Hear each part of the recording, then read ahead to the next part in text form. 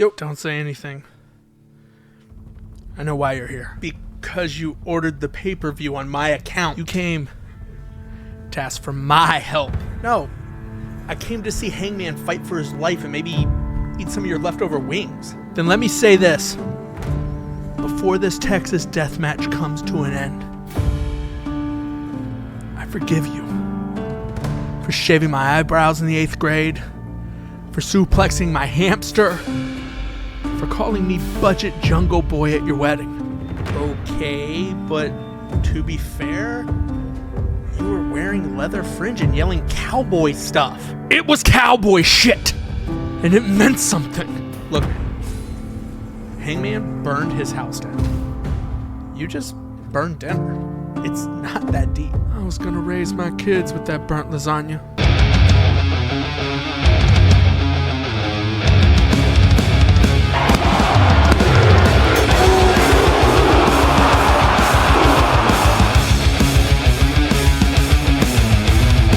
And welcome back to 1, 2,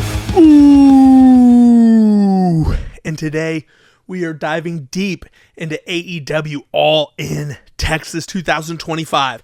And let me tell you, AEW put on a show that I will not forget anytime soon. And I'm going to walk you through all of it right now. But before we jump into it, smash that like button, hit that subscribe, and ring the bell so that you don't miss future episodes. If you love wrestling, I know you're going to love my content. But let's get into it. First up, we have to jump into the main event match. Jon Moxley versus Adam Page in a Texas death match. Now, when I say this was violent, I mean it was everything you would want in a Texas death match. The buildup between Hangman and the Death Riders was brutal. But what I loved here was that the violence wasn't just for shock value. It had purpose. Hangman was desperate to win that title and take it away from Moxley, but the Death Riders weren't going to let it go easy. Hangman showed that he was truly willing to go as far as he needed to, even putting Shafir through a table to take her out of the match. Of course, it was the numbers game for the Death Riders that put Moxley back in favor again. This wasn't just physical. It was emotional. But just when you lost all hope, Will Ospreay and a masked figure came to Hangman's aid. Who was it? None other than Daniel Bryanson. Yes, that's right. Bryan Danielson? Whatever. Came out with a yes chant, got the crowd fired up, and it was fantastic to see his return. AEW did this moment great because at the same time Wheeler Yuta was breaking out the bag to suffocate Hangman in the ring, he shows up to save the day. And not just that, they went ahead and had Darby Allin drop down from the Raptors to help out as well. It was a cool little Avengers-like moment for Hangman, but ultimately the Death Riders still had the numbers. Moxley still got in the lead. And in the final moments, just when it seemed like the Death Riders were too much, Swerve Strickland, yes, Swerve, helped Hangman. And in the unthinkable moment, Hangman secured the win. This match had everything. Drama, chaos, and a conclusion that made it all worth it. AEW nailed this one, no question. Can we see more storytelling like this? Please.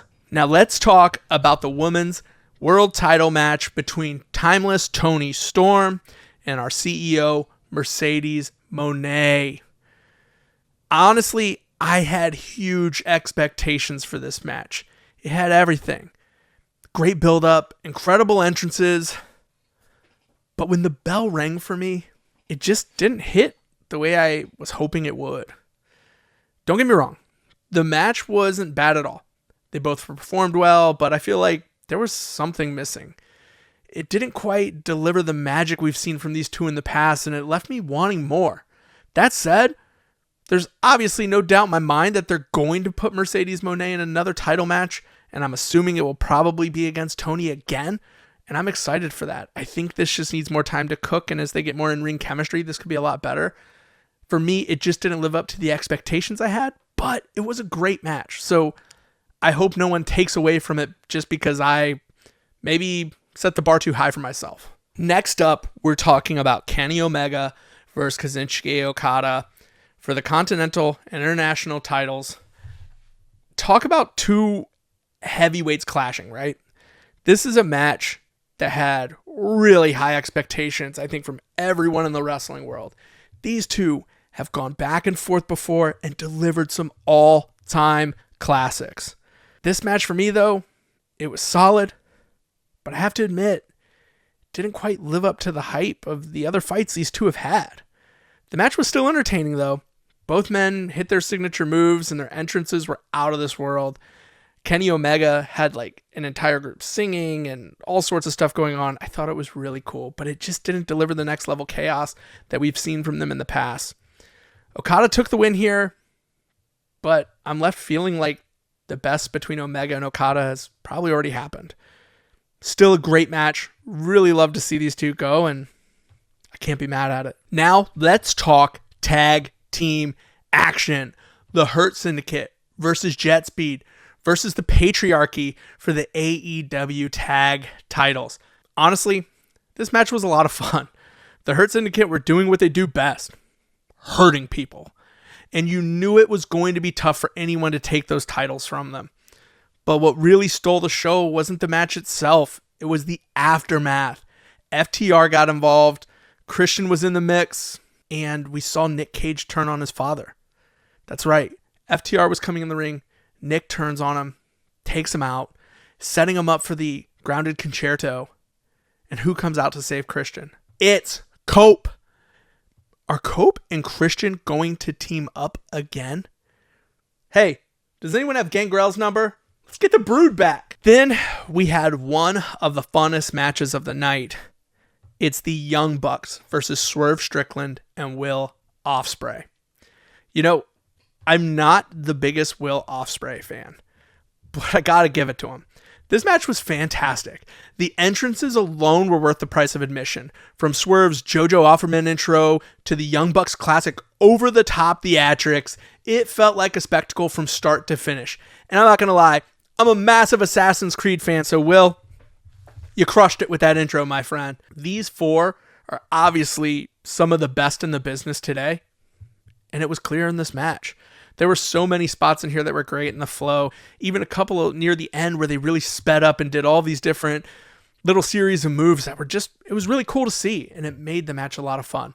But ultimately in the end, Swerve and Ospreay walked away with the win, taking the EVP title from the Bucks in a massive moment.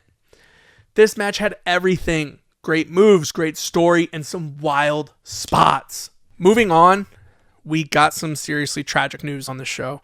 Adam Cole had to relinquish his TNT title due to medical issues, and he had talks of potentially retiring.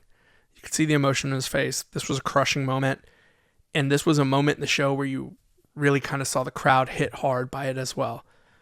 Any match that followed this was going to struggle, and obviously I wish nothing but the best for Adam Cole.